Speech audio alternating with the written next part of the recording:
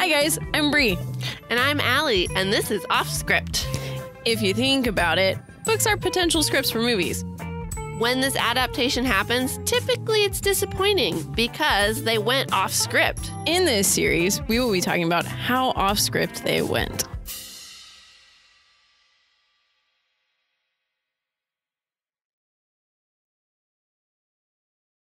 Okay, hello And welcome. to Offscript. I'm Bree. I'm Allie. This is always so awkward. I mean, I'm not awkward. I'm just extremely tired. So this is going to be a very interesting podcast, you guys. Oh my gosh. It'll be fun. Yep, we're season 2, episode 8. And we're doing a walk to remember today. Yes, we are. Yeah. By Nicholas Sparks. Oh, I did that last time too. But jumping ahead and Yeah. giving away my stuff. Yeah. Sorry. That's okay. Act like I haven't done this before. Just 20-something episodes later. Yeah. You're fine. So you told me you had to paint the picture today. I do. It's a nerdy one No, go for it. that you've already heard. Oh, that's okay. And if Steph is listening, poor Steph has heard this like 20 times. Oh, gosh. But I'm really excited about Okay. this. So, as we have said previously, we are recording Christmas time. Okay? Mm-hmm. Okay. So I play a video game called Guild Wars. Oh, my gosh. And they currently are doing their Winter's Day, which is Christmas, but them being all-inclusive, they don't call it Christmas. And basically they have little events that you can do. And so, like, you can try to save the Dole Yaks, which are basically yaks, Okay. from the evil toys. You can be in the bell choir. You can have snowball fights.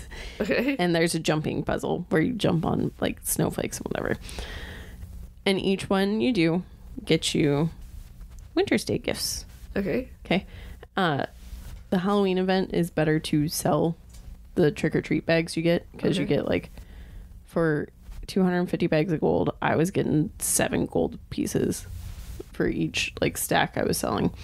So in that event I made like, it was like 400 gold. Okay. Winter's Day is not like that. Winter's Day is, you can sell it, but like for 250 you can get like 3 gold, maybe 4. So for some reason it's way less than Okay. trick-or-treating. Okay. So my plan for this year was sell all my Halloween bags, open all my Winter's Day bags. And I was like, I'm not looking for anything in particular. I'm just going to open these. It'll be fine. Okay. Okay. Okay. So then I open them. This is after like 20 minutes of playing. I've only done the one where I'm attacking the toys. Oh, there's another one too, where you can go and help Freezy thaw his heart. Aww. Yeah. So you go and attack all the monsters and they turn into snowmen. And then you go and attack the big boss and he turns into a big snowman. But anyway, Okay. so I had done the toy one and that one. And then I opened all my bags. And then I heard my character go, what does she say? She says something like, ooh, that's rare and exciting or something. Oh, okay. More often than not when she says that, it's always for something stupid or something that I already have. And I'm like, girl, you're getting excited over nothing. Yeah. But she did it. And I was looking at all this stuff. And like, typically a lot of the things that you can get out of there are holiday alcoholic drinks that you can have your character drink. Okay. And a bunch of crafting things. And like sometimes you can get a little miniature that will run around with you or whatever, and they're cute. Yeah. Uh-huh. So I was expecting one of those. But then I looked and I was like, oh my gosh, that's an infusion. And then I like read it and I was like, cool. It's called Snow Diamond Infusion. It makes me look like I'm a snow diamond, and it's really cool. And it's just really cool because it makes your skin change. And so I don't have one of these yet, so I was really excited about this. And I was like, yes. And then I told my aunt, who's super big into this game, and her immediate response was, what? That's incredibly rare and super expensive at the store. I was like, no, it's not. I went and looked. It's like 250 gold. Wow. Yeah, I was like, and I got that in the first 20 minutes of me playing.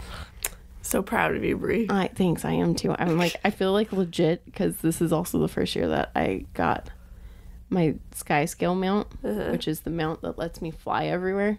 Okay. And I freaking love it because it, like, first off, it's a grind to get. It took me 2 years. Okay. Okay. And then it's like the thing that's just going to make, like, completing the whole map a breeze. I'm going to be able to do it for all my characters super quick. It's like opened a whole different world for me. Wow. And so I felt accomplished about that. But now I'm like, ooh, I look like a character who knows how to play. I've got an infusion. I got a dragon.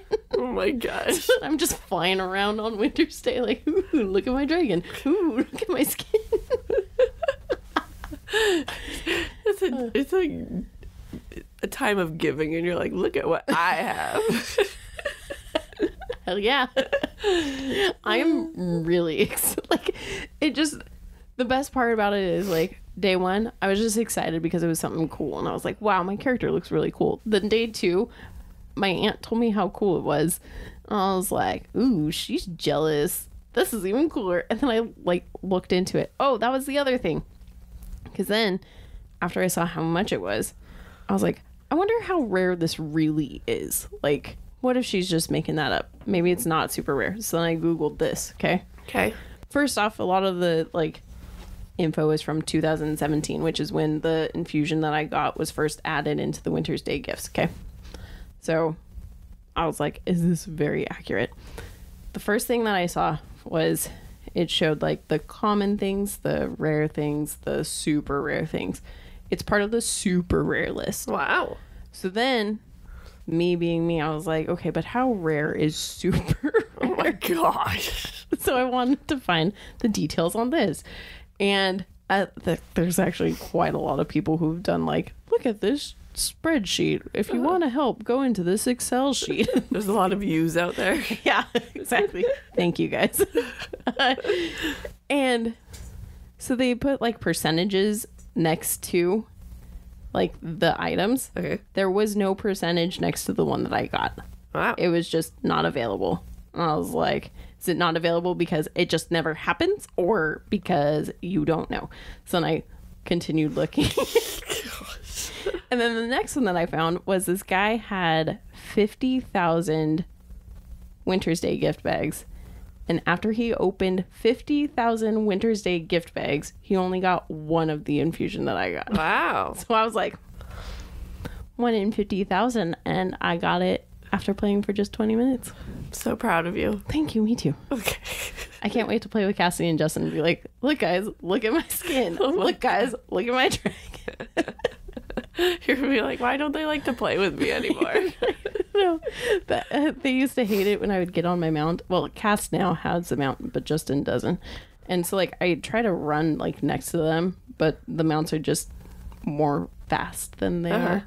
And so they would always be like, wow, look at Bree running ahead. Now they're going to be like, wow, look at Bree flying. Of course, the sky scale after a little bit falls down. Like, it can't just stay in the sky forever. Yeah. It always has to touch down somewhere. So I'll just be flying and then I'll land. Yeah. And then get back up. Yep. That's awesome. Mm-hmm. Well, very good. Yep, you're welcome. Yes, a happy, emotional picture we painted you. Yeah, What's going on in our lives? Bree's life. Yeah, I've been playing a lot of video games. That's okay. You gotta do what makes you happy. True that. Yep. All right. Yeah, that's it. Okay, cool. Yeah. Let's do it. Yeah. Okay. If you know That's what I my mean. point of our painting pictures, is just so you guys can get a quick update on what's going on in our lives. And so Bree did a very good job of that. Proud All of you. season 1, I never gave you an update. Sorry. This was one of your first in season 2, so that's okay. Yeah. You did what we did last. Yeah. Oh, would it have been last week? Yeah. Notebook. Yeah. Yeah. All right, let's do it. So, as we said, walk to remember. I'll get there. Don't worry. Okay. So, our synopsis.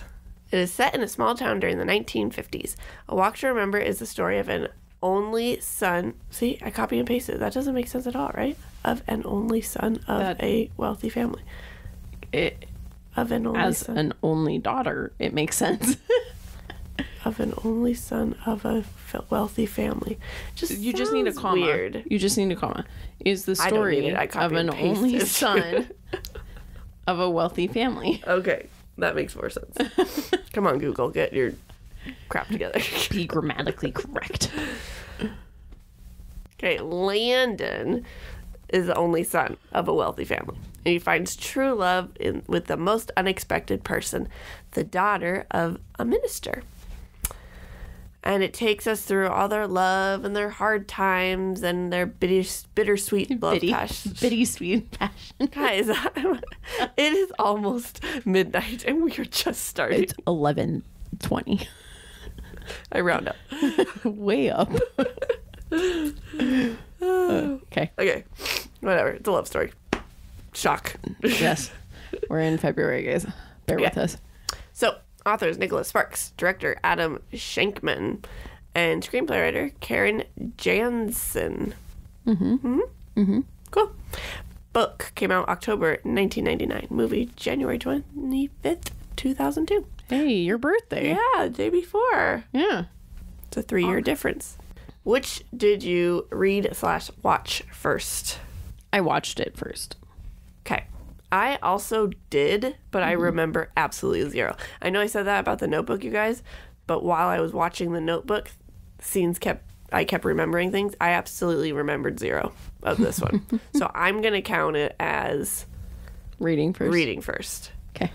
So, in theory, at the end, Bree should like the movie more, and I should like the book more, in theory. In theory. Let's see if it holds true. Yep.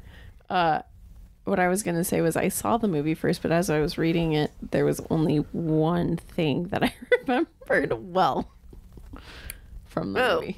Well, then maybe this is not a good theory tester.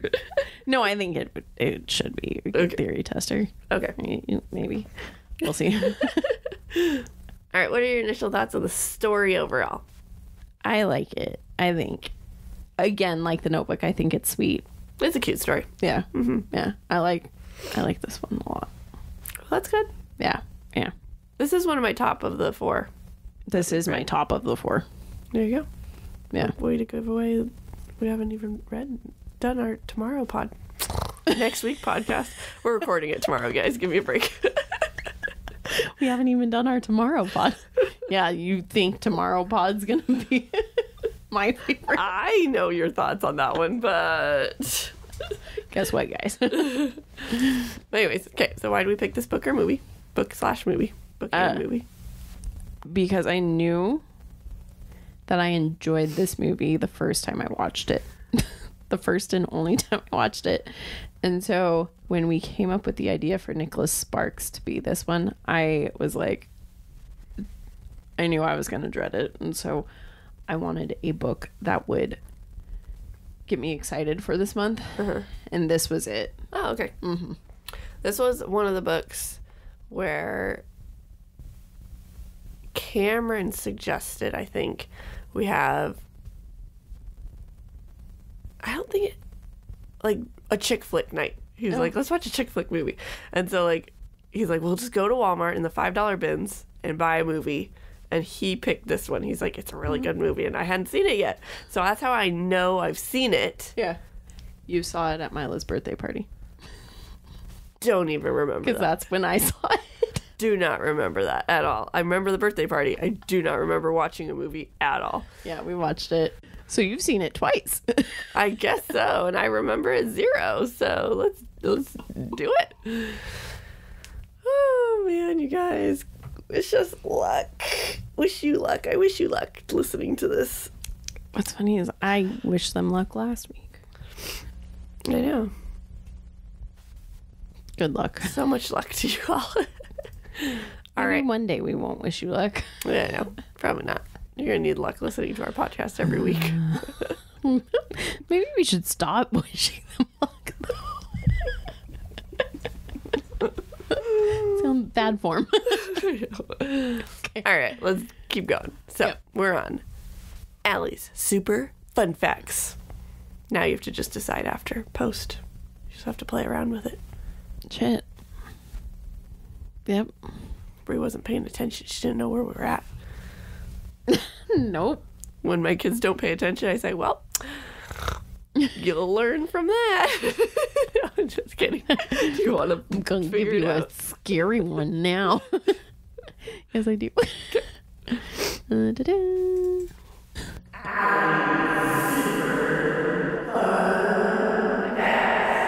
There we go. Going in your headphones. Perfect. Okay. Thank you. You're welcome. That's why I need to listen while That I'm makes doing sense. it. All right, guys. So here are my fun facts for... Am I still echoing?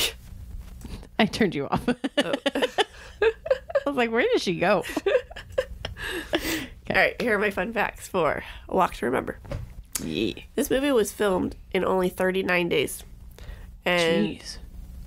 Mandy Moore could only work 10 hours a day because she was a minor.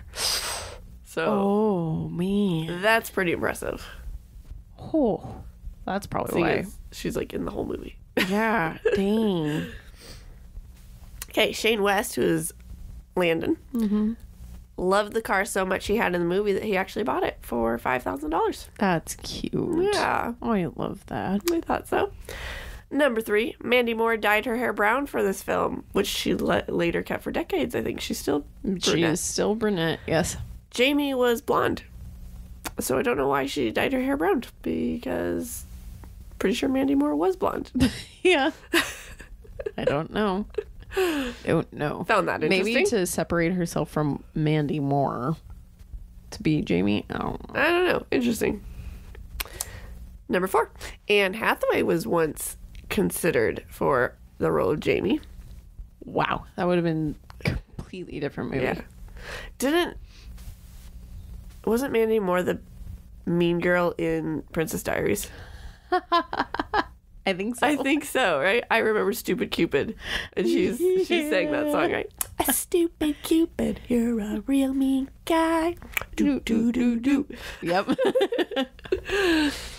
And lastly, when Landon and Jamie are setting up the telescope to look at Pluto, what should be Jamie or Landon's hand is actually the hand of an older man. It's a continuity error. I should have led with that. But What's funny is I saw that. Really? Yeah, I was like, huh? yep. There you go. They're I my like fun facts. I like it. Yeah. I also, to this day, Mandy Moore and Shane West are still really, really close. Oh, that's cute. Yeah. It makes me very happy. That's actually impressive, seeing as they only spent 39 days together. Yeah, I know. That's like a month. Yeah. And they became super close. Uh-huh. It's impressive. Yeah. Cute. Well, think about it. A month, and then you have to do promo, and then I guess that's true. all that. But yeah, that's still impressive. Yeah. High schoolers. That's why. Yeah. Yep. All right. Are we ready to start? Yeah. Okay. Let's do it. Okay. So we're introduced to the main character, Landon, as a 57-year-old man. And he lets us know he's going to tell us his story about his life. And don't worry, he remembers all the details, he says. Mm-hmm. Didn't happen. No, it starts. The movie starts off with a completely fabricated Oh, yeah. Gosh. scene. First off, it's not set in the 50s, No. which I kind of wish it was. Yep. It starts out and Landon is hanging out with his friends. I'm pretty sure my note here saying that he's not hanging out at the graveyard is because if he's hanging out with his friends right now, in the book, they go and they hang out at the graveyard quite often. That's their hangout spot. Not what they do in the movie. In the movie, they are hazing a guy who wants to be a part of their friend group. They're taking him to a water treatment center. I don't know Something what like it is. that. It's got a big tower with a small water pool under the tower.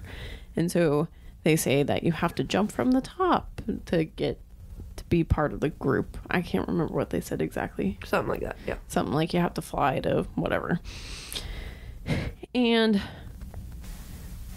the kid just goes along with it willy-nilly. Landon climbs up with him and is like, don't worry, I'm going to jump off with you.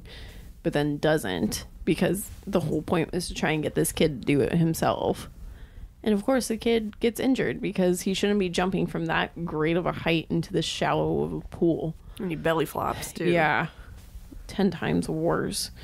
And then the cops come and all the kids scatter. Landon saved him, and then he tried to run off rather than save him and stick around. So he saves him, gets him out so that the cops can find him quick, and then gets in his own car to try and run off. But the cops catch him because, so then he's in trouble. This is all pissing me off because Landon is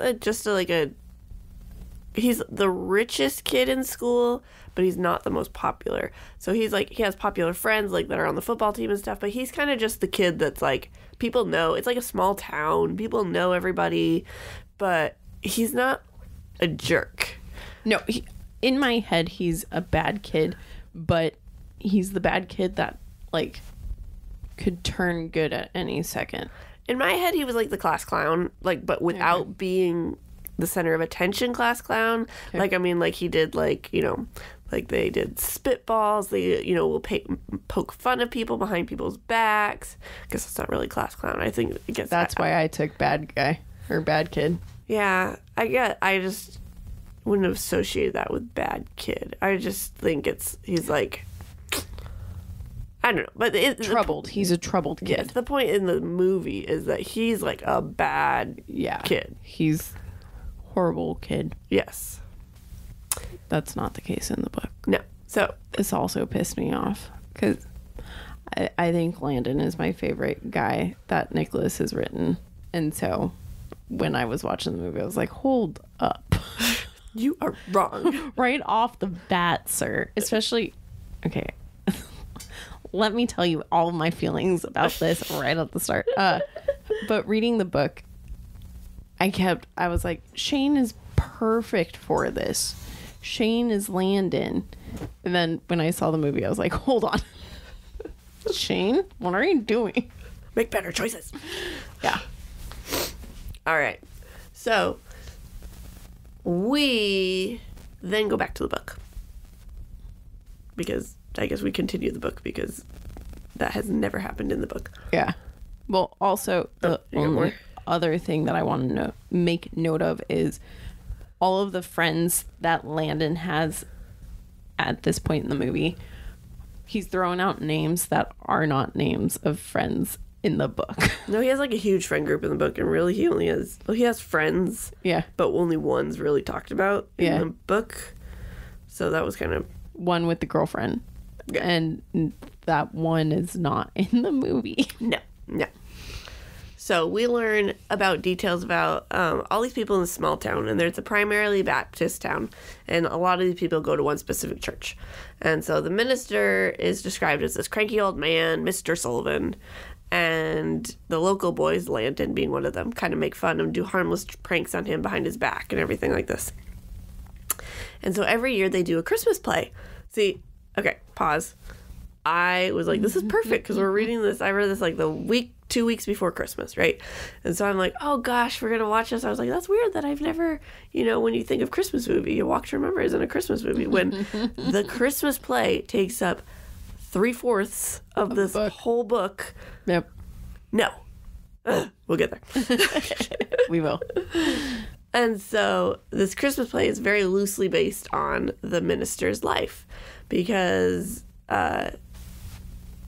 he lost his wife, and like it's about him trying to be an awesome dad to his daughter and everything like that. And that's kind of what the play is about. Mm-hmm. And so he has all the seniors perform it. And so his daughter, Jamie, is now a senior, and she's playing the angel, which is like the key role in this play. And Jamie's described as a very plain girl, and like, she's not pretty, she's not ugly, but she's like just bleh. And then we learned that Landon ended up taking drama class because his other option was chemistry, and he's like, no, I just want an easy A for senior year. And so you would take over.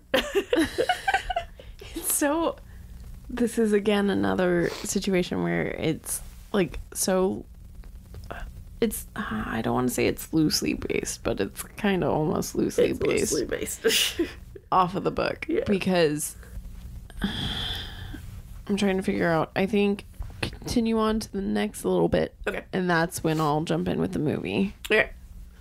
So, Landon's dad, works in DC. So he's a politician. And he's like, you know what, son, you need to run for body president because it'll look good on your applications and everything like this. Your college applications. And he's like, no, I don't want to. For but then student body president.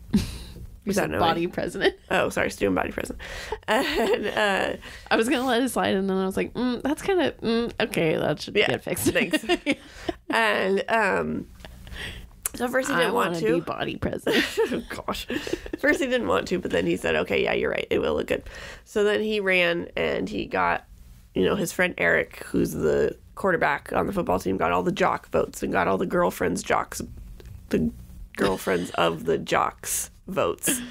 And so he ended up basically winning.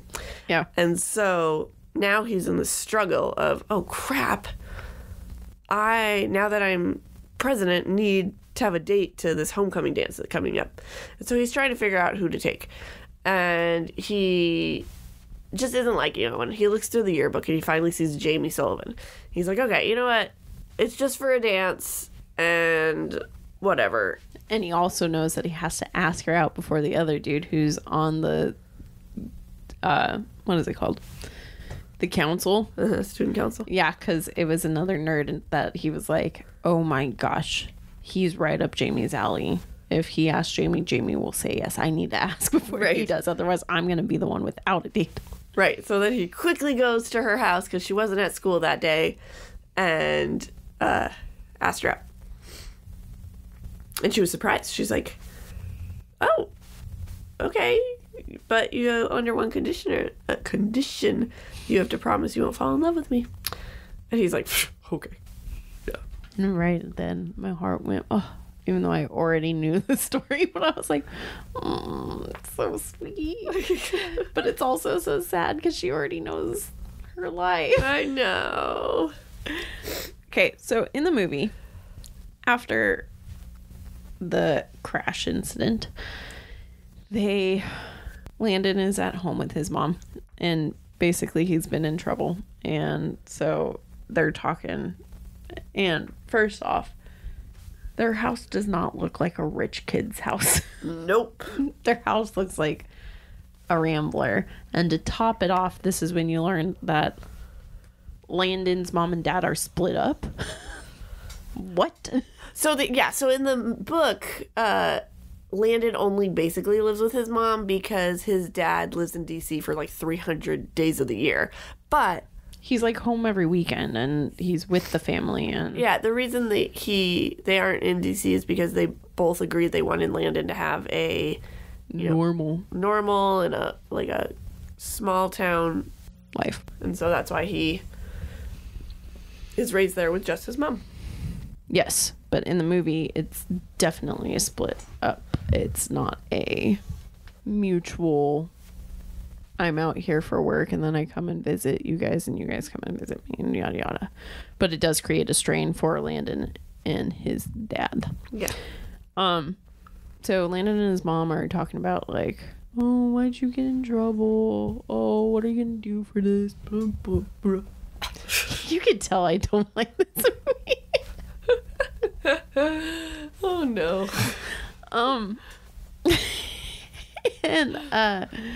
And so he's like, I got off easy because all I have to do is community service, which is like, what? This makes what? Freaking almost killed a guy, but sure. Yeah, the kid's in the hospital and you get community service. You get told to go and do your school's play. That's your community service. Like, in the book, it's also very obvious that Landon has been going to church this whole time and is very aware of like, this is how the play is done, and like I've seen this play every year. This is not the case in the movie. Landon, I don't ever see Landon at church, and well, I guess I don't. We don't. And then It's not a Christmas play. it's not a Christmas play, and it's not a play that like the town knows. It's just a play that the drama teacher was like, yes, we're gonna be doing this. One of the kids wrote it. Yeah. Yeah. And then they never go to a dance, right? No, they don't go to a dance at all. No. So No. the homecoming dance never happens because also the student body president thing never happens. Yeah. So So now we're caught up to you. caught up. Okay. So Landon goes to pick up Jamie, and Mr. Sullivan. Is it Mr. Sullivan or Reverend Sullivan? What do they call him in the book? Sullivan.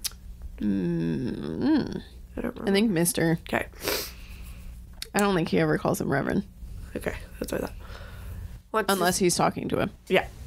So he wants to speak with Landon before the dance.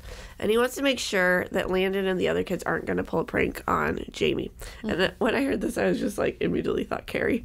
I was like, oh gosh. Great. They're going to dump blood on her. And so when Landon assured him that they weren't, him and Jamie left. And she's like, I believe this is part of the Lord's plan. So this was a very religious book. Yes. And I don't know. I know they did not make that in the movie at all. No. Which I understand why they could not. It would not have Played out well. Yeah. That too. No. Yeah. Yeah. It was cute, especially at the end of the book. But I understand why, I guess. They couldn't. Yeah. Except, see, I feel like they could have done a little bit more in the movie than they did. They seem to like cut it out almost entirely, other than Reverend's daughter, and like she believed in it. But certain parts was like, that'd been perfect. Yeah. They cut out. Yeah. But I wanted to say this too. The first half of this book, I swear, every 10 minutes of me listening, probably less, every like 5, Nicholas Sparks had written, "If you know what I mean." It was so annoying. I'm sitting there, and it wouldn't be for like anything really. It'd be like, I don't even know, just a normal conversation thing.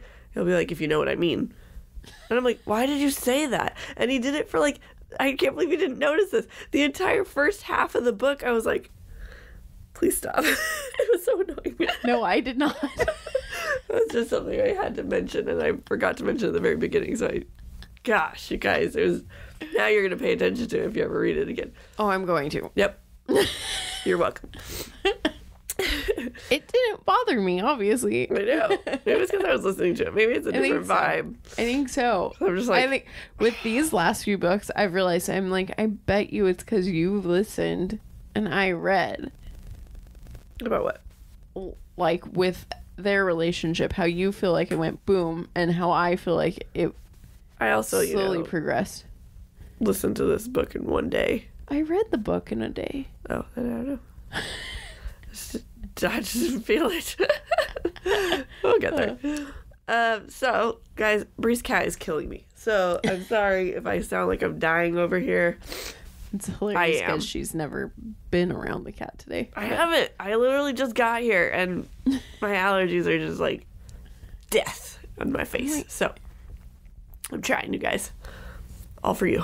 Okay, let's see. So, where are we at? Spiked the punch. Yes. So someone spiked the punch at the dance, and Landon's ex was there, and he's just looking at her like thinking like, an ex who he thought he was madly in love with. Yes.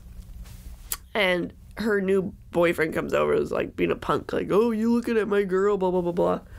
And Jamie's like, oh, I know you. I helped your grandma, blah, blah, blah. And he's like, it's such an awkward situation that he's like, okay. And he like leaves. It was so funny. I loved it. Because Jamie was just so sweet. She was. And so then the night went on. They had a time at the dance, but then they ended up, his ex got sick in the bathroom all over the place. And so Jamie went and helped clean her up. the irony of this is one of the reasons why he didn't want to go to this alone was because he was going to be the one, if he went alone, that would end up cleaning up the bathrooms when someone got sick in them from drinking too much. And then he goes to the dance with the girl who is the most likely to realize that someone's sick, go in and like take care of them, and then be like, guess what? We're going to clean this. Yes. So he did what he didn't want to do. And then they got the ex home, and she's like, thank you. I really had a really nice time. And he was shocked because he's like, she actually enjoyed this night. And so, yeah. So especially since he wasn't like trying to make the night for her.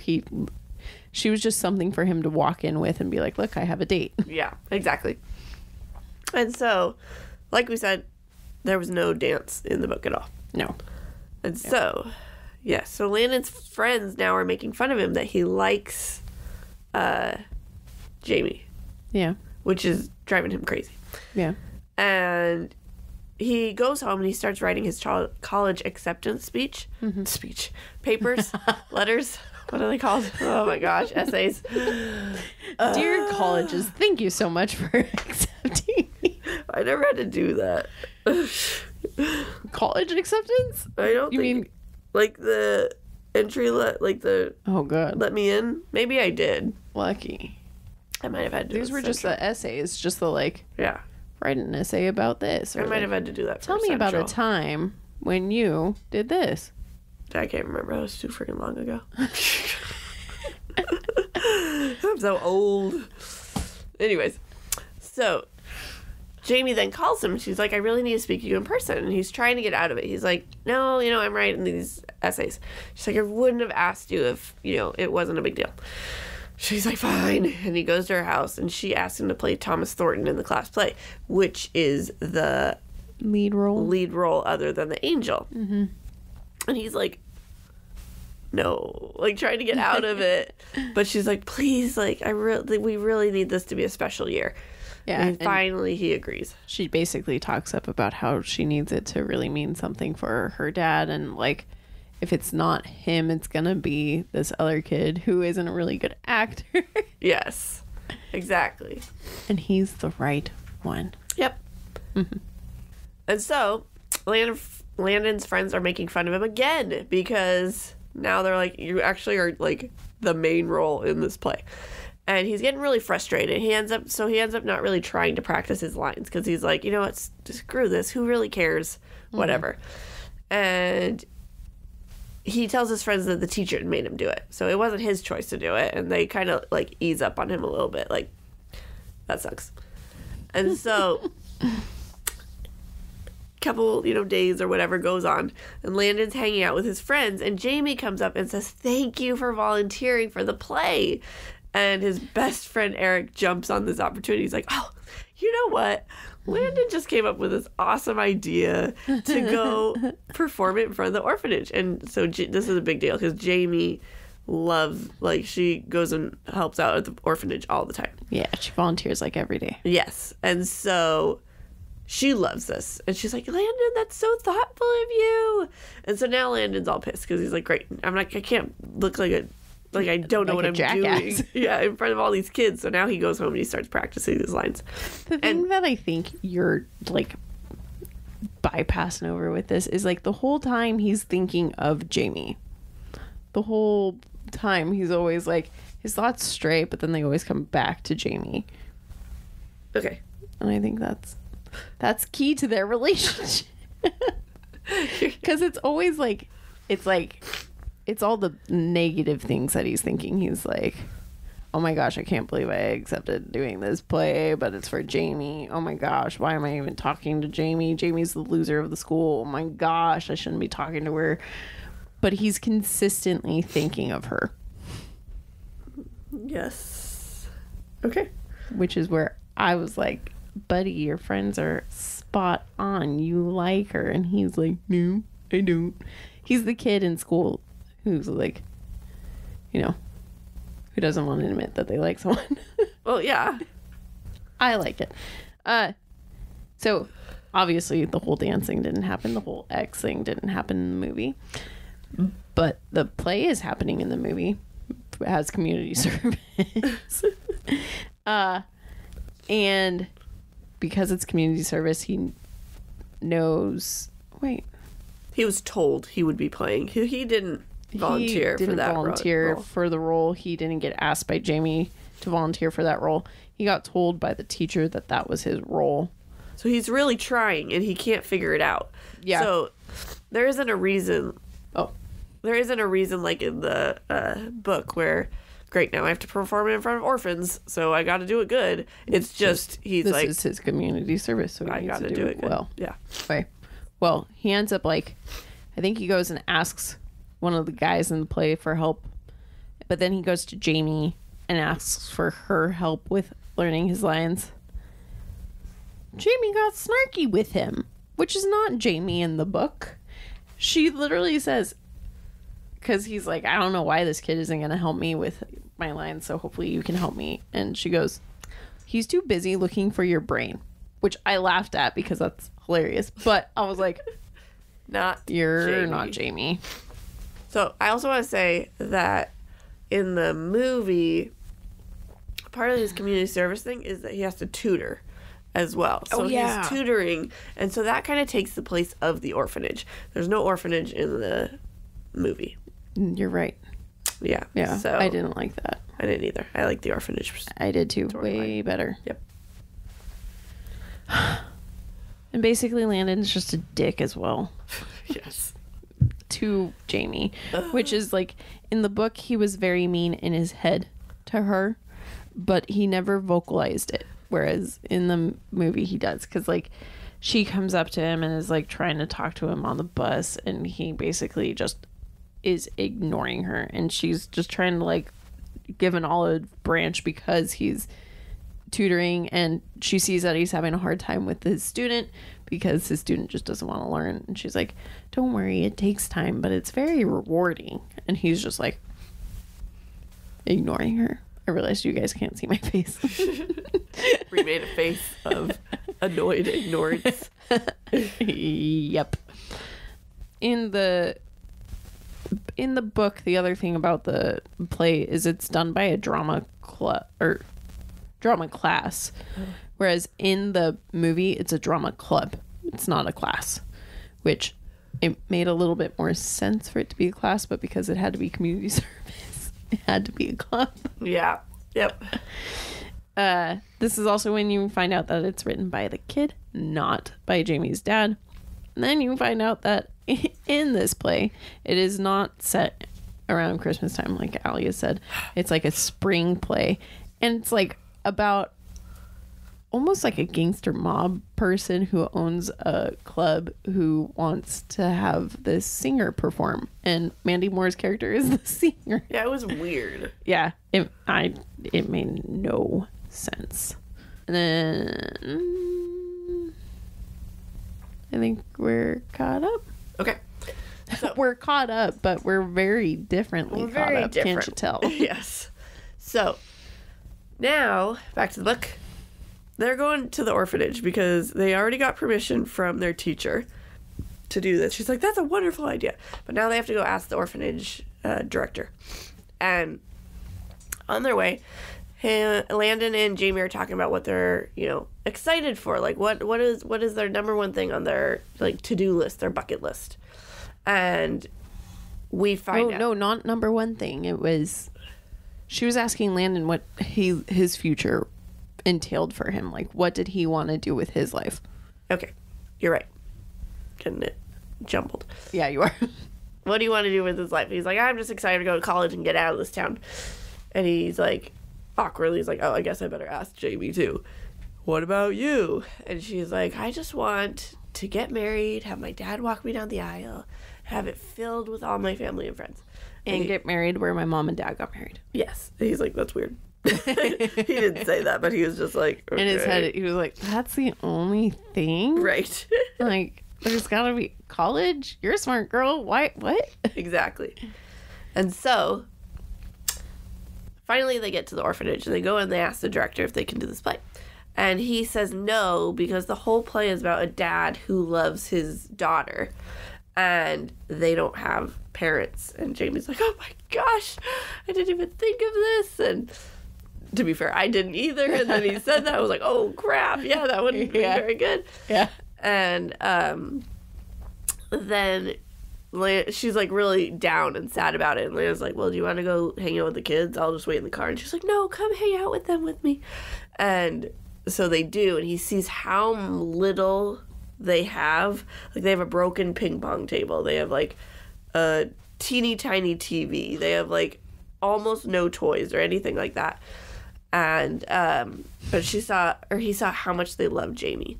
And so that was just, I'm getting teary-eyed because I love this story so much. oh my gosh. I was like, I want to read it again already. And then, Go for it. and I was getting all sad. All right. I've just continued to talk about something that is not in the movie, so I don't know how we're doing this.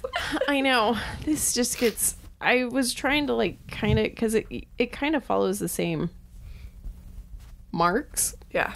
But also, it just doesn't. Because now we're at the point where it just... It gets so messed up. Okay.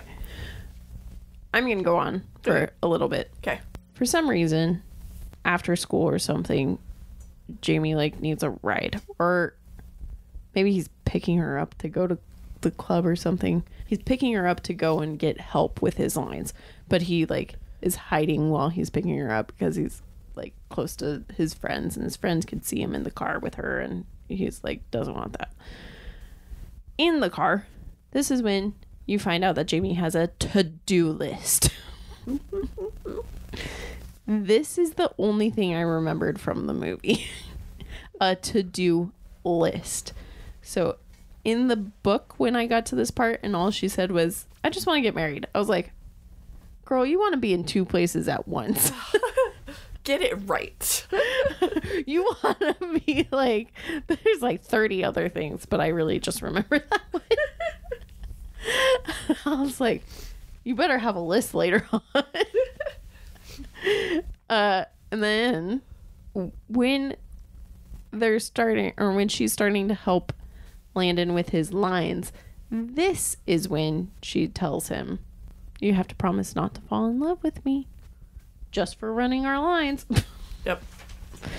Ridiculous. Okay, I'm just gonna go a little bit further and we'll figure. It's not gonna be. Sorry, guys, this is gonna be incoherent. One of the times that they then go to run lines together, Landon goes to Jamie's house to do it, and in the book, him and Jamie do hang out at her house, but it's always on the porch. Yeah. In the movie, they just go right on into the house, and like she goes upstairs, lets him get his own water. It's like, make yourself at home. I was like, what? Because it's a big deal because her dad is so strict. Because he's the pastor. And if he's not home, no boys in the house. And didn't seem to be a big deal. Nope, he did not have rules. So, we are back at the book, and Jamie and Landon are walking home from school every day because Jamie's like, will you walk me home? It's getting dark now. And he's like, fine. And so as they walk, they continue to chat, and they're getting to know each other, and they're still talking about their futures. And this is when she shares that she's not planning on going to college, which he's kind of shocked about, and he's confused why, and she doesn't really give him a reason. She's just like, I don't know. And so then they keep going, and then another day they're walking home, and we find out that the Bible she carries around, like we said, it's a very religious book. She's described as carrying a Bible everywhere she goes, and like anytime she's anywhere, she's reading it, right? This one Bible. And we find out that it was her mother's, and as mentioned, her mom died when we didn't say when she was born. Yep. And so she died in childbirth, basically. Yeah. And so continuing on, it's like the night before the play, or like that week, and they're setting up all of the props at the playhouse. And Landon didn't eat that morning. He's getting hangry, and like everything's like pissing him off. And so Jamie asks him to walk her home again, like he's been doing. And now he's pissed. He's just like, the playhouse is like in the middle of town. I'd have to walk all the way out of my way to drop you off when you can do it by yourself and all this sort of stuff. But the teacher overhears him and she's like, yes, he will walk you home. I love that. And as they're walking home, he's kind of snaps at Jamie about how he did not want to do this play in the first place. And he's not like having a good time and he's irritated and all this sort of stuff. And she's hurt and she just kind of like leaves and is like, okay, night. And so Landon feels like immensely guilty. And the next day he goes to apologize to her and he said sorry before the play and he would do anything to make it up to her. And you want to do everything up until the play? Oh, sure. So I realized one of my notes is Jamie goes to the cemetery at night, but that's because she mentions it at when she gets in the car. That's what was also confusing me because I was like, wait a minute, what's going on? Also, Jamie's driving and she's not supposed to have a car, which is, comes up in a little bit. Oh, yeah. Yep. Well, so back to the movie. We're in the car, guys. Jamie and Landon. I didn't mention that Jamie was the one driving, which makes Allie mad. It does. You'll find out why. In the car, they're like also talking about like what they do for fun, and Jamie somehow knows that Landon goes to, or no, Jamie just randomly goes to the cemetery at night to go hang out with her mom. No, it's not even her mom. That's what I assumed was happening. She just goes there. That's where she goes to look at the telescope. At no point it talks about her mom. That's why I was like, okay, this makes sense. I mean, she goes to hang out with her mom. No, it at no point says that. And I was like, like, come on. Forgot about that. She just goes, my thoughts are, that's where she goes to do her telescope thing. Yeah. That it's like dark there. Like it's away from streetlights and everything. That's my guess. Oh, that would make sense. That's my only thought. That's the only thing that makes sense. Yeah. I mean, the mom thing makes sense, but the movie didn't do that, so. When in the book, it's Landon going to the cemetery all the time. Yeah, so I feel like that was their nod to the cemetery. Yes. Okay. So in the movie now, Landon has been very rude to Jamie because that's his character trait in the movie. And they're standing in a hallway. It's him and his friends. And she comes up to be like, hey, are we going to run lines later? And he's like, what? And acts like he has no idea what she's talking about. And basically like brushes her off and is like, nope. And then once he ditches his friends, he then runs up to her and is like, hey, yeah, I'm still on for tonight. Do you want me to come to your place? And she's like, what? No. It's like, my note here is that she's very blunt to Landon in the movie, which she's never blunt in the movie. She always, in the book. She's never blunt in the book. She is always pissed, but she does things in such a way that it just makes him feel guilty. Yep. She's nice to the point of like, you're going to come around on your own time. I don't need to get mad at you. That's not my way. You sit and stew in that. Yep. This then leads to them not talking for the rest of rehearsals. They don't talk at all until they're acting together. Landon basically cracks down. And it's weird because the movie, it seems like he realizes that he screwed up with Jamie. And so in his way, he wants to crack down on this play and make it the best performance of his life. But there's no real, like, they haven't had real reason for their connection really in the movie. Right. Whereas like this, it makes way more sense. She came and asked him to do the play. Play starts. It's going great. Landon didn't see Jamie until she came on stage because her part didn't come till later. And when she walked out, well, first he was really like having a tough time. I just want to make note because again, Allie left all this part out. That's probably because I wrote it like a PowerPoint presentation with bullet points, and in my head I knew what I was going to talk about. But go for it. Are you going to talk about how like sprinkled throughout again. Landon like has slowly like, again, he's still thinking consistently of Jamie, and at the beginning it was always like, she's that weirdo that you don't want to be seen with, she's the person that's like ostracized by our classmates, blah blah blah. And slowly it's like, oh, but I want to go and hang out with her today. Oh, I want to go and try to like make sure that I can go and be with her today. I want to go and be in her presence today.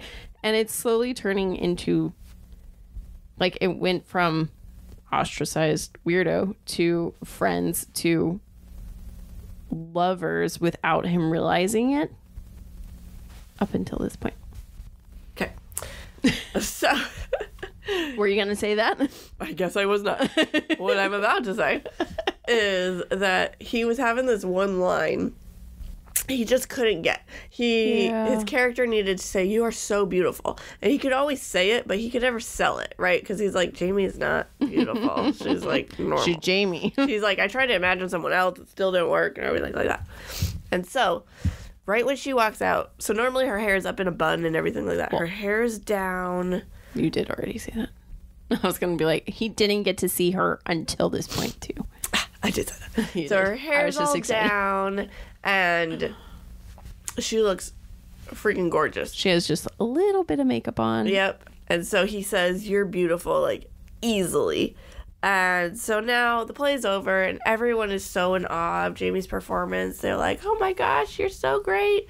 And come Monday, her hair's back in a bun. She's back to plain old Jamie. And Landon started getting worried for her. I thought this was cute. Mm-hmm. So now it's like she's basically like in love with her. It's like it was a puppy dog love. Yeah. She says basically it was a jump. This is okay. Here's the thing. Yes, I agree that it's all an in between the lines thing, which I think this was the third one I read. Mm-hmm. After the first two, which weren't really in between lines things, it was flat out, I love this person, going on a date, oh my gosh, I love her this much type of thing. Yeah. I think I was looking for that, but as you're explaining it more, it's making more sense. Yeah. That's like why I was explaining it. Well, good. Thanks for explaining it. Anytime. And so, because, like I said, this is one of my top of the... It's your top, but you didn't see it that way. I wanted you to see it that way. Okay, well, thank you. Anytime. So, anyways, so he's now, like, nervous for her, because he's like, oh my gosh, all these people are going to start making fun of her again, because she was just gorgeous, and now she's back to plain old Jamie. And she asked him for help. Also, like, he's, like... It's funny, because he's in love with her, but he's also, like... Now that she's back to regular Jamie too, he's kind of like, "Ooh, am I in love with you?" Yes. Like, because you're Jamie. Like, I saw how beautiful you could be, but you're Jamie. Exactly. And actually, before I go on, do you want to talk about the play in the movie? Oh yeah. Let's do that. I only have one note on this. Okay, go for it.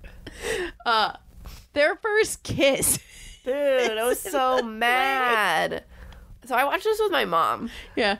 And she has not read the book.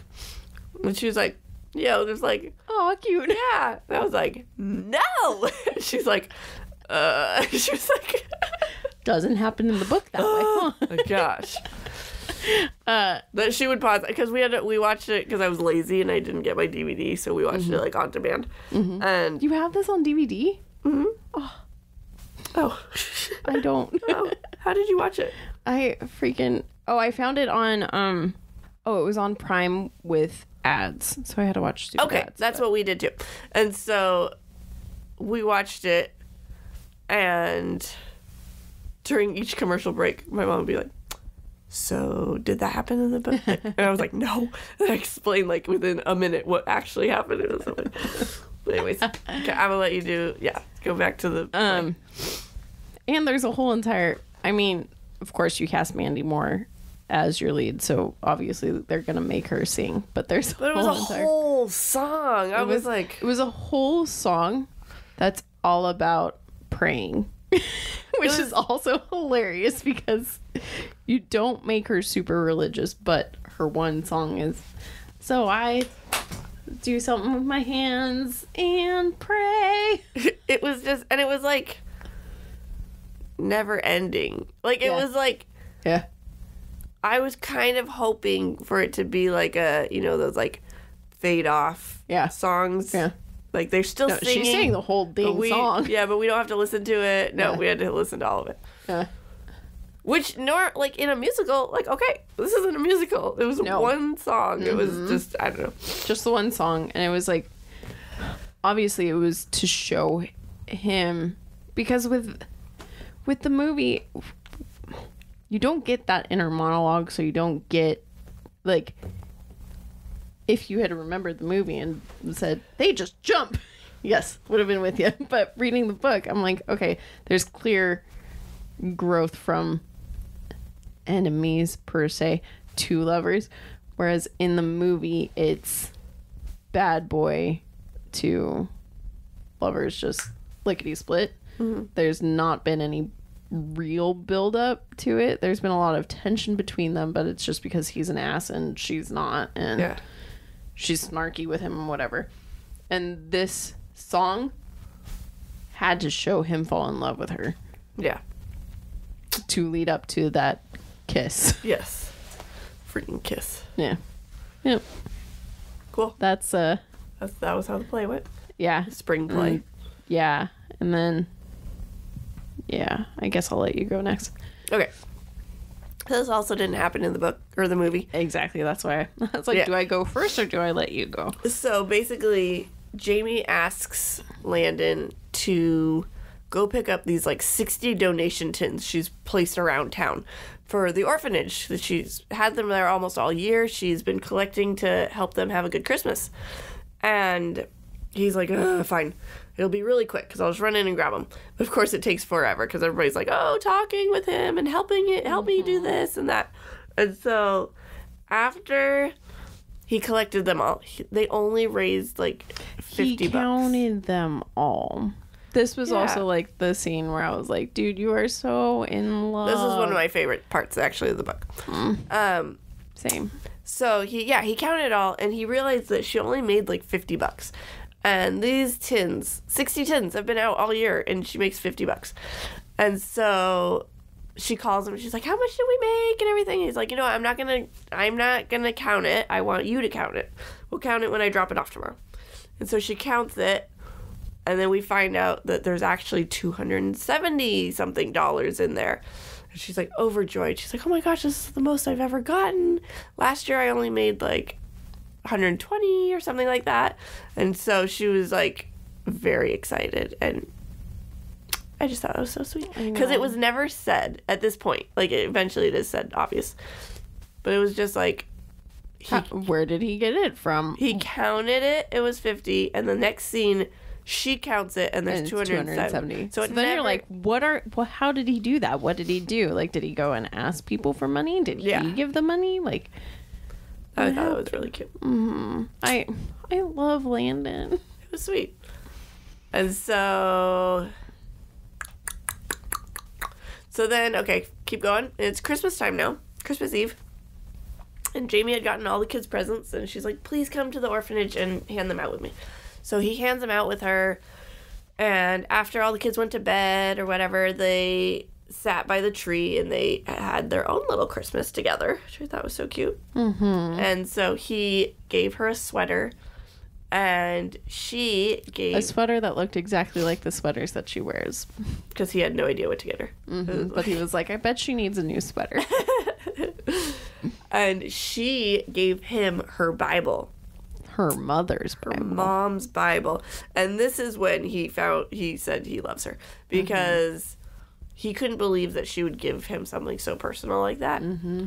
And how sweet a gift is what makes him realize it. I know. It was very sweet. Mm-hmm. So in the movie, after the play, after their first kiss, Landon now is like, I'm into her. So he basically attacks her and is like, you have to be with me. Like, we're gonna go steady. Like, date me. I was like, whoa, buddy. That doesn't happen in the book. it's like this nice, slow, gradual thing. And it's like really sweet. This is also when you see Landon's friends being like 10,000 times more dicks to Jamie than they are in the book. They're rude to Jamie, but typically they're rude to her behind her back. Whereas in the movie, they kind of, she's getting picked on, she's getting bullied by his friends, which also, like, you're really about to go and date her when your friends are that rude to her. And one of the friends is an ex of Landon's, and she didn't want to be an ex. And he's like, no, it's over. Like, he broke up with her. And so... Yeah, and in the book, she broke up with him. Yeah, and she was not in his friend group. Yeah, and he was crushed about it up until Jamie. Yeah, so this ex of his in the movie... Did not happen in the book. No, but I was going to say is, like, very jealous of Jamie. Yes. So she's being very snotty. Yes. She's jealous of Jamie, has that conversation with him, and then makes posters of Jamie to spread all around the class. And then Landon runs out after Jamie has seen the first flyer of herself. Because it's like, on it is rude things like, oh, it didn't say like Virgin Mary or Mother Virgin Mary. And then it's like Jamie's head posts over a... Sports Illustrated. Probably that. Yeah. So Jamie runs out of the school, and then Landon follows after her, and he's like, baby, I'm so sorry. I was like, whoa. Right. You just went from, like, attacking her and telling her she was your girlfriend to baby. Yeah. I was like, stalker. Okay. So then, in the movie, too, we don't know anything that is going on with Jamie, but did you notice that they started to make Mandy look really sick? Uh-huh. I was like, that doesn't happen until we know what's going on with her in the book. Like, you guys are doing a real good job of being like, something's about to happen. So Landon does buy Jamie a sweater. It's just not for Christmas in the movie. It's just because. In the book, Landon, unlike the movie where he jumps all over her, doesn't know how to move forward with his feelings. He's like... She's never been in this kind of relationship. Her dad doesn't let her date. How am I going to go about this? How am I going to get her to say yes? But he wasn't... Yeah, but he also wasn't feeling the need. Like, he wasn't needing that physical... Yeah, because they technically were together, just, like, not with the physical aspect of everything. Right. And so he's just confused. He's just like, this is so different than any other relationship I've been in. So he decides to ask her over for Christmas dinner. And after dinner, so they go over, and this is when she sees how rich he is and all this sort of stuff. And after dinner, she asks him about his grandpa, because we find out his grandpa like bootlegged money or something like that, and he had a bunch of mistresses. We didn't even talk about that. Yeah. It's like, there's a huge family rivalry between Landon's family and Jamie's family that predates from like great grandpas, and basically it's the bootlegging money and the mistresses. Jamie's relatives and ancestors were all pastors, and so his family just didn't fall in the right line with her family. Yeah. I can't remember the exact specifics, but... Yeah, so she's, like, asking if this is all true. And he's like, yeah, unfortunately it is. And so then Jamie just goes and makes him feel guilty by saying, like, well, what are you going to do about it? He's like, it's not my fault. I didn't do it. And she's like... I can't fix that. Yeah, she's like, well, there's always something you can do.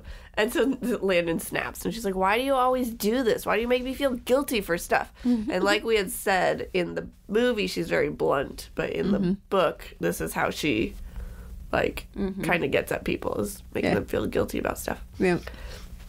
And at this point, the book lets us know that Jamie has a secret.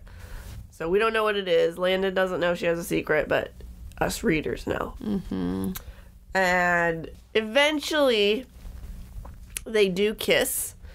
And it was described as nothing like the movies, but it was a good kiss. I was like, well, that's romantic. I know, right? But I mean, I get it. It was a high school kiss. Yeah. Yeah. My high school kisses were horrible. So Sorry. chicken pecks. That's all I got. Yeah. Hated it. And then did I tell you how when I told my ex about them and how I hated the chicken pecks, he did that to me for I was like, sir, Stop it. I don't like this. Yep. Okay. So then Landon now is talking to his mom about how much he likes this girl, but he doesn't know how to move forward with her. And she's like, well, have you gotten her a present or gone on a date with her? And he's like, explains what he did, how he gave all his money to her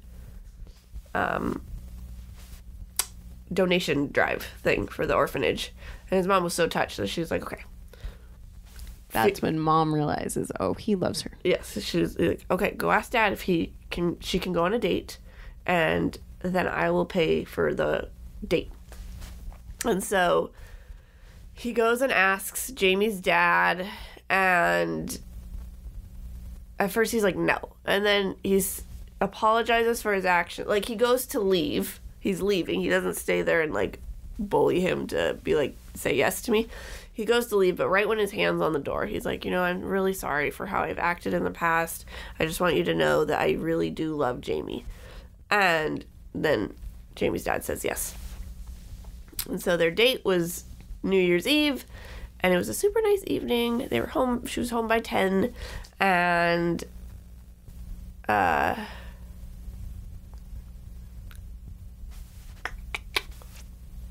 wasn't really on their date. You want to finish the date? Yes, I got this. So he doesn't ask her dad No. for permission for the first date, which is kind of sucky. They go on their first date and they go and have a nice dinner and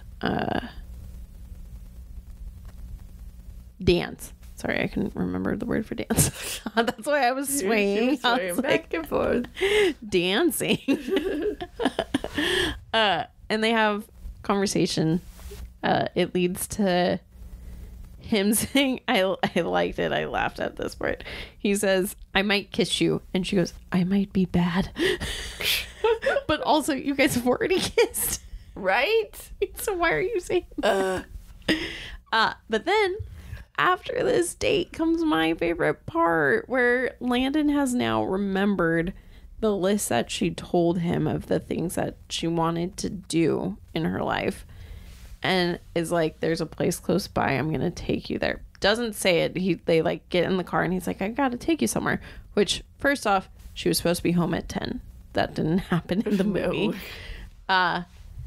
So they get in the car and they drive to the state line, and then they go and he's like, okay, you're gonna stand like this, close your eyes, open them, you're in two places at once. And I love that. You don't know how many times I've gone to state lines and stayed like that because of this movie. Oh my gosh. So then when it wasn't in the book, I was so like, what?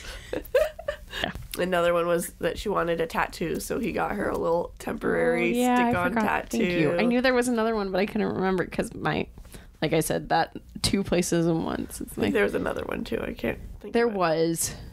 All I know is it like ended up being probably like midnight or later when she got home. Seriously. Oh my gosh. And so anyways,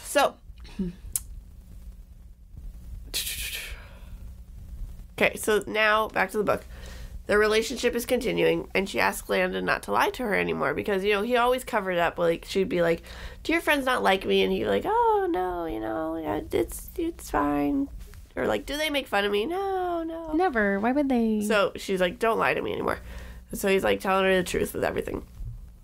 And so then this is when he also tells her that he loves her, and she starts crying. And he's like, oh, great. Like, what did I do? Mm-hmm. And she's like, I told you not to fall in love with me. And she shares that she is dying from leukemia. So sad. Mm-hmm. It's very sad. I know. Yeah.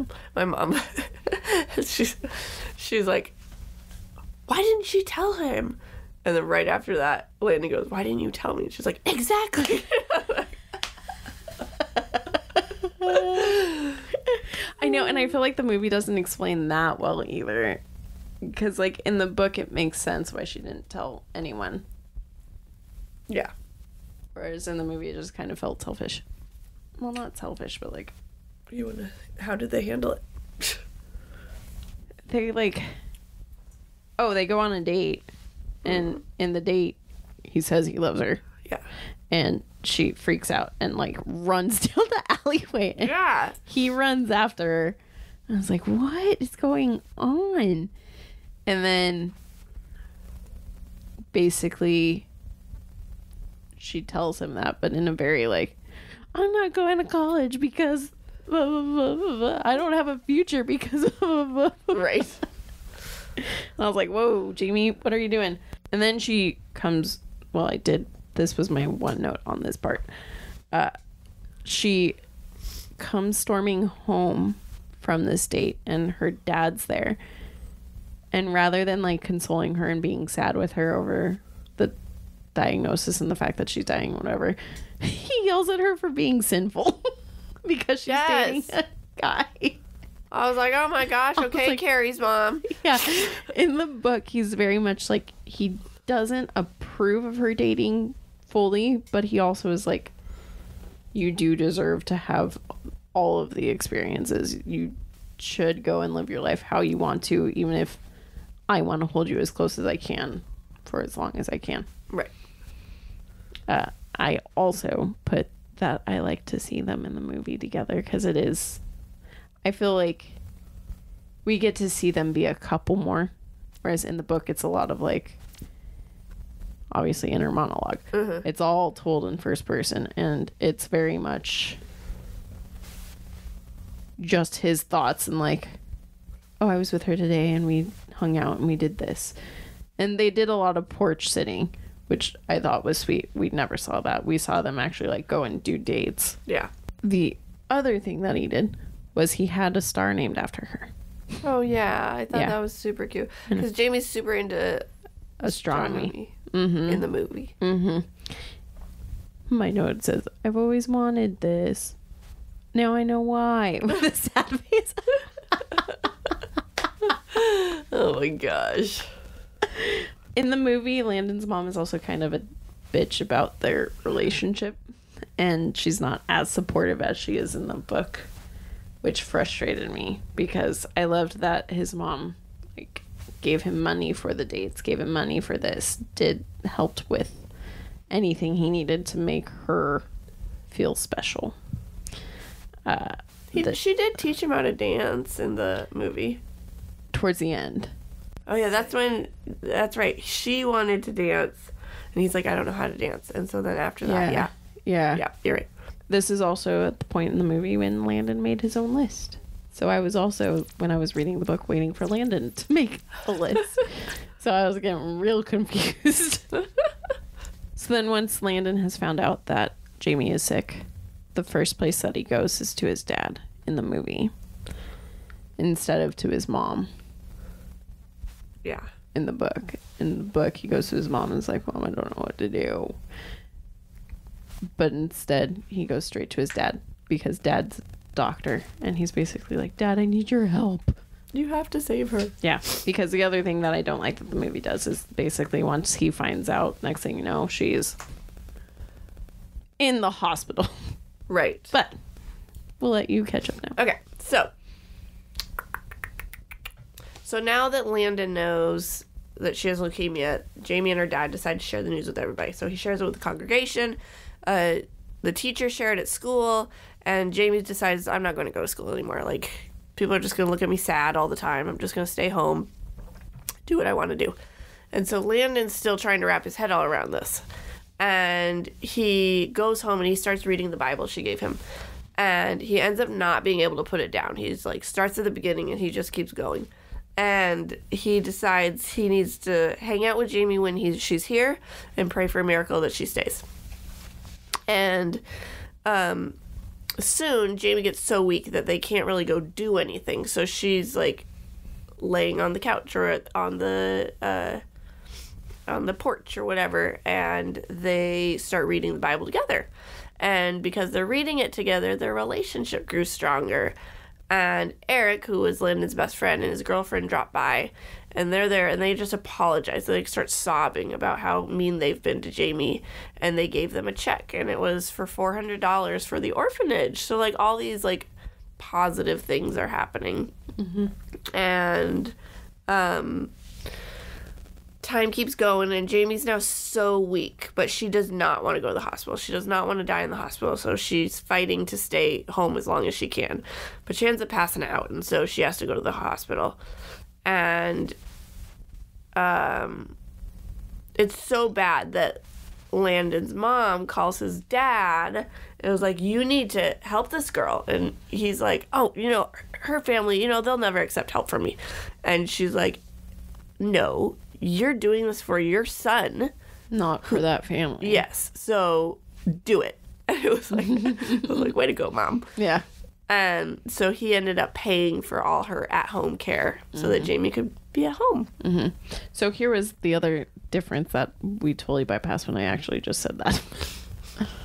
In the movie, Landon's dad's a doctor. Yeah. I think he's a lawyer in the book. He works. I think he's a political lawyer. Okay. Well, he works at DC. Yeah. Okay. He's in DC doing crazy stuff. Politics. Yes.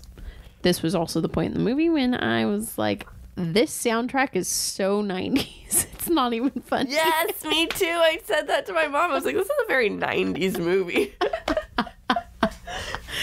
This is when he was like in the car driving after his dad's like, I can't help, son. And he's like, ooh. Gosh, that's so funny that we thought the same thing. Because, yes, first his dad says that he cannot help. And so Landon gets upset and leaves.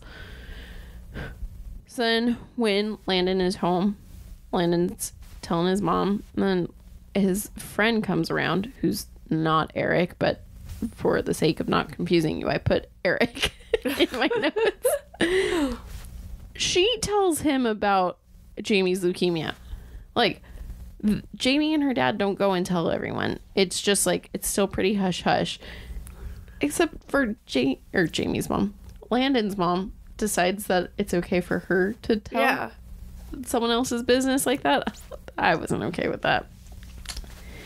This is also when Landon has now decided to make her a big telescope, because one of the things on her to-do list, he's checking to make sure that he can get everything done for her on her to-do list. And one of them is see something about a moon rock. Like a comet. Yeah. Oh, thank you. And there is a comet coming. And so he wants to make her the best telescope to be able to see it through, because the telescope she has is a little too small. So he starts building it, and her dad sees, and he comes out and starts helping him build it. I know. Was sweet. It was sweet. Yeah. Didn't happen in the book, but it was sweet. No, yeah. No telescope in the book. This is also when Jamie is in the hospital because of her leukemia, and Landon comes and is hanging out with her in the hospital, and this is when she gives Landon a book, just not a Bible. And she full on goes like, don't worry, it's not a Bible. Yeah. I'm like, oh my gosh. That's when I was like, every person who read the book is upset at you right now. So mad. Because it was just a book full of quotes. She put her quote that is said at every wedding. Corinthians quote. Yeah. Because that was the quote. That was the thing that she said too when she told Landon about how she wanted to get married. Or no, when they're starting to read the Bible. Yeah. They're reading the Corinthians, and she's like, this is what I want read at my wedding. Yep. And that's in her book of quotes that she gives to Landon. Yeah. So. Yeah. This is also when Jamie tells Landon that this was God's plan for her, and that she's pretty positive that Landon is an angel for her. And at that part in the movie, I was like, what? Like, you haven't been religious this whole time. You can't really spring that on. It is kind of odd. Yeah. Because, like, I don't know. They just didn't seem to be able to find the happy medium. It was like religious at the beginning in church, then not, then religious. There wasn't like she wasn't just a medium. Yeah. Yeah. Okay. So back to the book. So Landon kept feeling like he needed to do more for her. He couldn't figure out what, though. Like, finally, he just opened the Bible and a verse popped out to him. And he immediately knew what he had to do after that. So he is just described as running as fast as he can to get to the church. Cutting through neighbors' backyards, jumping over fences. To get there to Jamie's dad. And he decides to ask if he can marry Jamie. And he's explaining, he's like, this is not just for her. It's not just because she's dying. It's like, I need to do this for me too. Like, I love her and all this sort of stuff. And so after some protesting, because people were, worried that he's doing it for the wrong reasons, he assured everyone, like I said, that this is for him too. And Landon then runs back to Jamie and he's like, can I ask you to do something for me? And she's like, I don't know if I can. And he says, will you marry me? Which she says yes to. And in the movie, I hated when she's like, she asks, will you do something for me? And she says, of course I will. Yeah. Like, no, you're not supposed to say no. I can't. I don't know if I can. You're incorrect. And so they threw together their last minute ceremony, and Jamie wore the angel outfit she wore at the play, and she hasn't been able to walk in weeks. So she was wheeled to the church, but she was determined to walk down the aisle with her daddy. So she walked down with him, and then she got her wheelchair back. But at this point in the book, too, this is when Landon, is getting emotional because she hasn't been able to walk. And then he goes, this is going to be a walk to remember. Yes. Which then... Boom, boom, boom. I was just going to say, it then, gives heavier meaning just to the title. I know, sweet. Nicholas Sparks wanted us to know what the title meant. Yeah. It's like, this is it. This is the walk. Here's the walk you need to remember. And so, so she gets up there, and then she's back in her wheelchair, and he decides he needs to kneel down with her. So they're eye to eye, and I thought it was really sweet. So apparently a Southern custom is to have your, at least in the 50s, according to Nicholas Sparks, to have your dad stand with you at the altar when you get married. So thanks to Jamie, him and his dad's relationship has mended. And his dad is up there, and his dad kneels down too, and I thought that was super sweet. Yeah, me too. And so it ends with, actually, you go first, and then we'll talk about the ending. After the scene where Landon has gotten the Bible from Jamie, it kind of intercuts. The not Bible.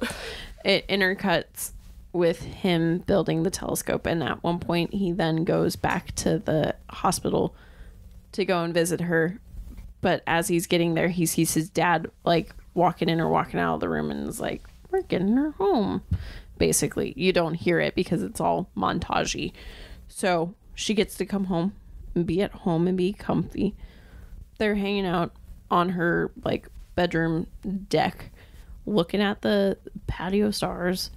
Or patio stars? Those patio stars. Oh, you can see them from there. Stars on her patio.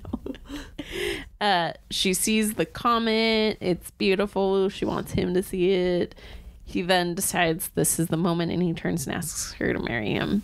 Doesn't go and ask her dad. Doesn't talk about it with anyone. Just does it. Yep. Yeah. This is also when, in the movie, she never gets so bad that she's in a wheelchair. She's always able to walk. So during their wedding, when she walks down the aisle, it's not this big to do. It's not as powerful as it is in the book, where it was like, oh, wow, powerful. A walk to remember. Yeah. In the movie, she just has been walking this whole time. And then she walks down the aisle. No big deal. Gets to him. I love you. Just like that. Yes. Okay.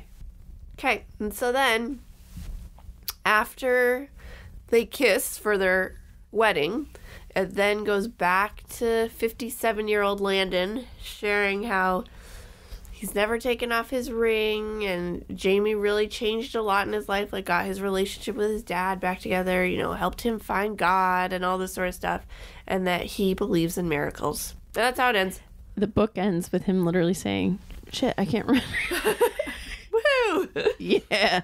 No, it's such a powerful line about miracles. Because when I read it, I was like, oh my God, she survived. But then I was also still waiting for my list. So when I got to this point in the book, I was reading on my Kindle, so I couldn't flip the next page, but I flipped the next page and it was like, if you like this book, you should read. I was like, hold on. I'm missing a good chunk of this book. Where's my book? Like, I flipped back, and it also didn't help that, like, when I had started reading for the night, it had told me I was like, I think it told me I was 75 or 80% through the book. So I knew I was getting close, but I didn't think I was at the end. Yeah. But then I realized there was a whole prologue for the next book he was releasing. So that's what was taking up a chunk of my Kindle. But I was so mad. I've never finished a book that wasn't in a series and wasn't a cliffhanger. Well, this was kind of cliffhanger, but not like I need a new book next. Yeah. With the need and want for more chapters. It was crazy. Yeah. I was like, what is this? But this also then pissed me off because in the movie, she full on dies. She dies. And the movie shows like just a 4-year difference later. Yeah. Yeah, not 40 years difference. And I did like, because Landon was going to I almost said Mandy's. This whole time I haven't called her Mandy once, and the very end is when I wanted to do it. Of course. He's going and hanging out with Jamie's dad, and I think that's sweet. Yeah, that was sweet. But how my notes end are, there's so much missing, so much added. Pissed. Oh man. Yeah. Well, that was it. We did it. We did it. Only took like an hour and a half. I know, we did pretty good. Yeah, we did. Alrighty. So let's do some cast. Alright, so IMDb cast 44 people for this movie. Shane West played Landon. Like I said, he's Landon. I love him. You're Yeah. recasting him, aren't? Oh, good. No, I liked him. Okay, thank God. I've only recast one person. Okay. I think we I've recast only the same person. officially recast one person. I think we recast the same person. Okay. Her dad? Nope. Oh, no. He's my unofficial recast because I Okay. couldn't figure out who I wanted him to be recast as because we'll get there. Okay, Mandy Moore is Jamie. Perfect. Yep. Okay, here we go. Peter Coyote is Reverend Sullivan. So you recast him. Yes, I did. Okay. I'm going to pull up who he is for you. Okay, so for me, he was not who I pictured, but he acted fine, I guess. So I left him, but the way the book kind of described him as like almost translucent and old and everything like that, like I seriously pictured Doc from Christopher Lloyd? Yes, but his acting his personality is not too much. right. Yeah. But that's the look that I pictured. Oh, wait, continue. Did you have more? No, but so because it didn't personality wise didn't match, I just was like, okay, fine, he's fine, whatever. Okay. So I went into this book. I had seen the movie, but I only knew Mandy Moore and Shane West. So I couldn't remember anyone. Me and Mom watch a show called Everwood that I absolutely love. And there is a guy on there. He's a doctor, not a pastor, but he's like, the second I met Reverend Sullivan, that's who I was like, it's you. So his name is Tom Amandes. Amandes. Oh, yeah. That's what he looks like. Yes. And he's level-headed. He would have done everything perfectly. I was going into the movie trying to clear Tom out of my head and be like, no, you're not the guy from Everwood. You are your own person. They cast you for a reason. I'm gonna trust them. And after his first scene, I was like, nope, I'm recasting you. That's awesome. Okay, so then we have Daryl Hannah as Cynthia Carter. I'm pretty sure it's Landon's mom. She's who I recast. Okay. Again, though, I don't know actors and actresses very much, but I felt very Demi Moore with her. Like, she was supposed to... I feel like for the movie, she was fine because she was in, like, the Rambler house. Yeah. But her character is a rich mom. She did not look like a rich mom. No. So I think Demi Moore could look like a rich mom. Yeah. I'm not a fan of Demi, but yeah. I don't really know what I've seen her in. I just know what her looks. I know her as Bruce Willis's ex-wife. Oh, okay. That's all I know. I've seen her in stuff too to like come to the conclusion that I don't like her. But, got it. I guess I need to see more stuff. Yeah. So then we have A.I. Thompson as Eric, the best friend. A.I., not Al. I'm pretty sure it's I. Yeah. Yeah. Yeah. He was fine for what he was. Yeah. Okay, so Marissa Miller is Mrs. Garber, who is the teacher, the drama teacher. Yeah. Okay. She was not who I pictured at all. No, because they describe her as plump. I pictured her as the drama teacher from High School Musical. But I don't know if that's just because she was a drama teacher relation, but that's who I pictured throughout all of reading. You know what's funny? I didn't recast her. But she was barely in the movie, so she was like not a noticeable character. But I just did because that's who I just kept picturing. Okay. But anyways. Okay. Awesome. Is the theme of the book the same? Yeah. Yes. Yeah. I agree. Very much so. Are the characters the same? No. No. Not at all. I think neither most of them are, except the main two. Again, exactly like the Notebook. Yeah. Okay. Which do you prefer, book or movie?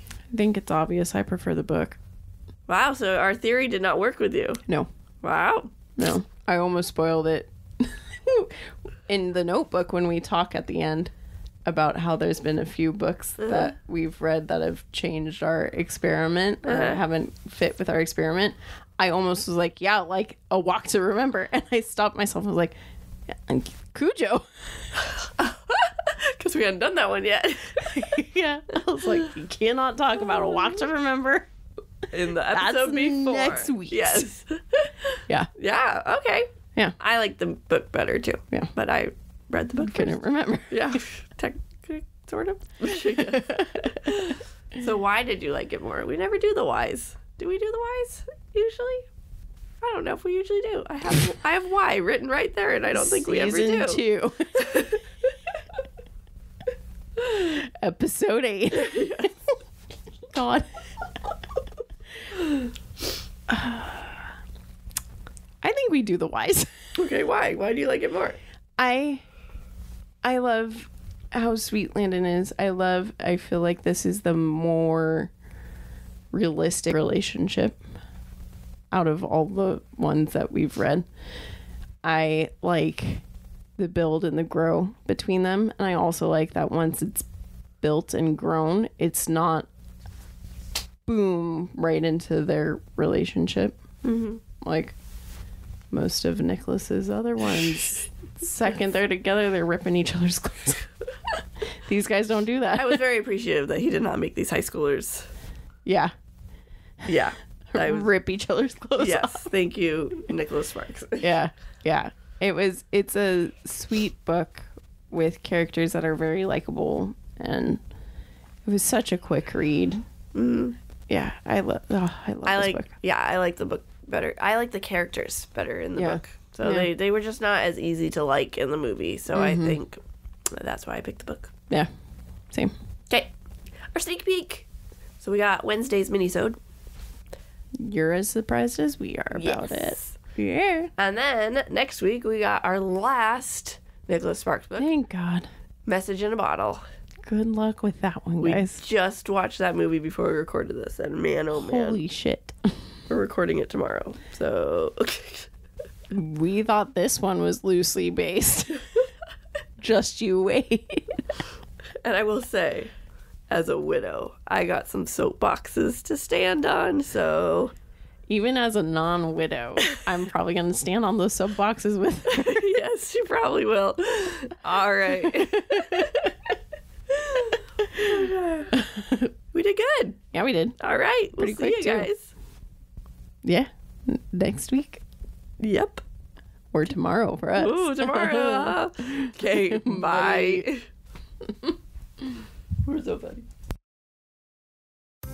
Thanks for sticking with us. We hope you enjoyed it. If you did, we would greatly appreciate it if you subscribed, rate, and reviewed. You can also follow us on Facebook at Offscript, Instagram at Offscript Podcast 21, and TikTok at Offscript_pod. Shoutouts to MadamAshenCreations for our adorable logo art. And Adam Daniel for our incredible theme song. And to Creative Cinephile Productions for producing our podcast. See you next time.